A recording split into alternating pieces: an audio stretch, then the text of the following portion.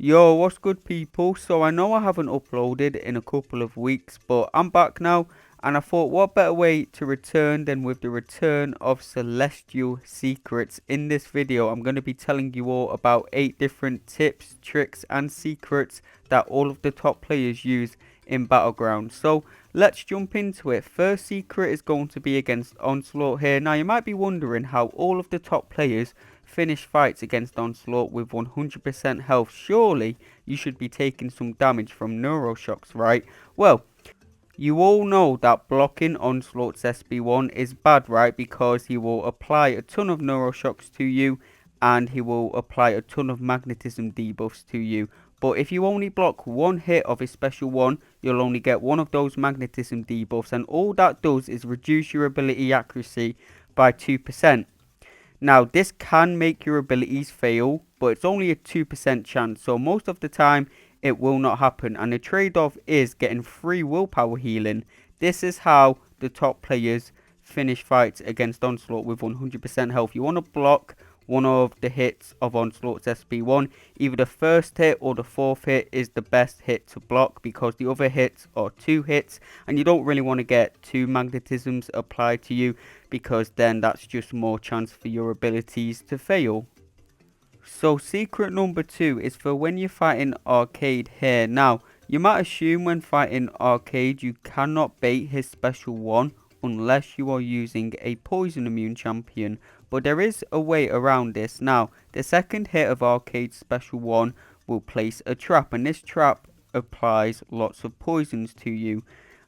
Arcade will place the trap where you are on the second hit of the special one. So you want to dash back as far as you can on the second hit of his special one. Then you can dash in before the last hit of his special one. And doing this will place the poison cloud on the other side of the map. And you'll be able to get out the way of it. And also get a free opening on Arcade. And not being in the poison cloud will also grant Arcade no tokens. So if you play him doing this method, even with a poison immune champion, Arcade will gain no tokens, or he will gain less tokens, so he's gonna have less chances of auto blocking you. So basically you always want to play Arcade in this way, no matter if you're using a poison immune champion or not, unless you're baiting out his special 2, because this makes him much easier to fight. It's going to make him gain less tokens. It gives you a free opening to counter his special 1, and yeah, doing this method you can fight him without a poison immune champion, which is pretty nice.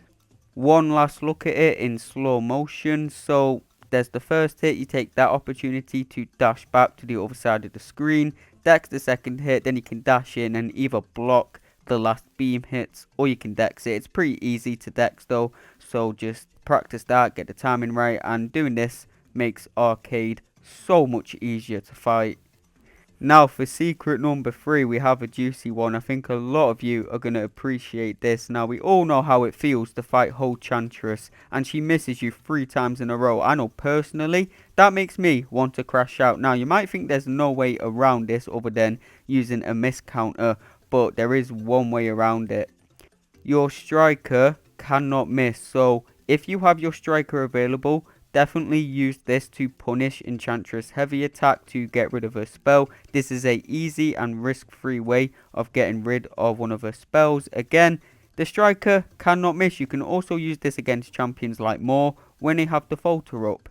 Now for secret number 4, you can parry Red Skull 100% of the time with champions that have increased ability accuracy or champions that are immune to ability accuracy reduction, because the way Red Skull's stun immunity works is he will reduce your stun ability accuracy for each armor up on him, and of course he can get to 10 armors. So when he's at 10 armors, you basically cannot stun him at all unless you're using a champion that has increased ability accuracy like Longshot or Shuri or Archangel. Basically any champion that can't have their ability accuracy reduced can parry Red Skull 100% of the time.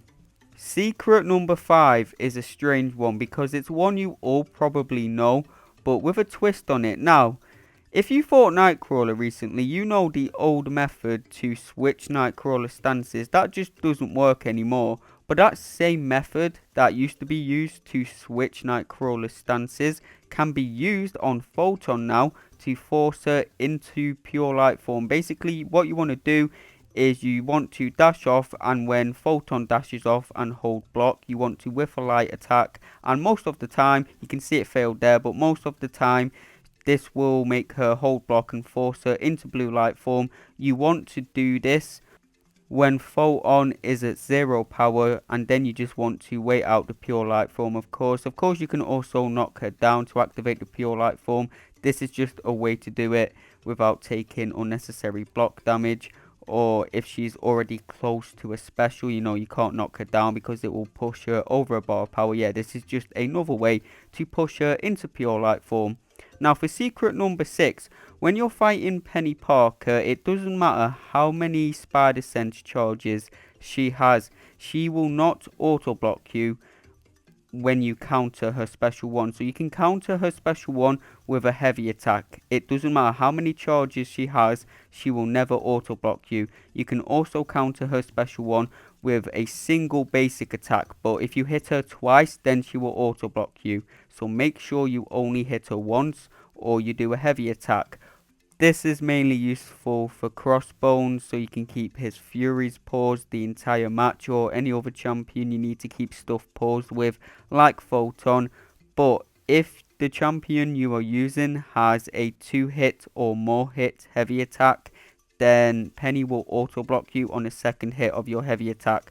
So only use heavy attacks that are single hits, or just do a single basic attack.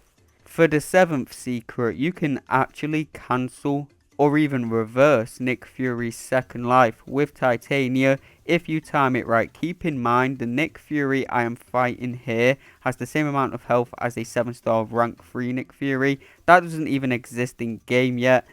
Against a 6-star Fury, this would be much faster, under a minute. So basically, the way you want to play this is you need to save your special 3 and Haymaker for when Nick goes into his second life, and as long as you use your special 3 whilst Nick is regenerating, you're going to completely reverse all of that. So maybe you're backed up in a corner, you have to use Titania for Nick Fury, you have no other choice. Well, there you go, she can cancel his second life. That took 1 minute 20, but keep in mind, that's a 7-star Nick Fury. A 6-star takes around a minute or less. And for the last secret of this video, last but not least, because I may make a part 2, this is how to siege your Maestro. So you're going to want a heavy attack, then go in for your light ending combo. Then I like to do another heavy attack. Now you want to wait. You want to throw your special 2 whilst Maestro is in between 6 and 9 charges. No, that's not supposed to be a joke, that's just a coincidence. But as long as you throw your special 2 whilst Maestro is in between those charges, your damnation will nullify Maestro's glancing, and then from there it's just landing another light ending combo and making your way to your second special 2, and that will easily kill him. But that's the end of the video.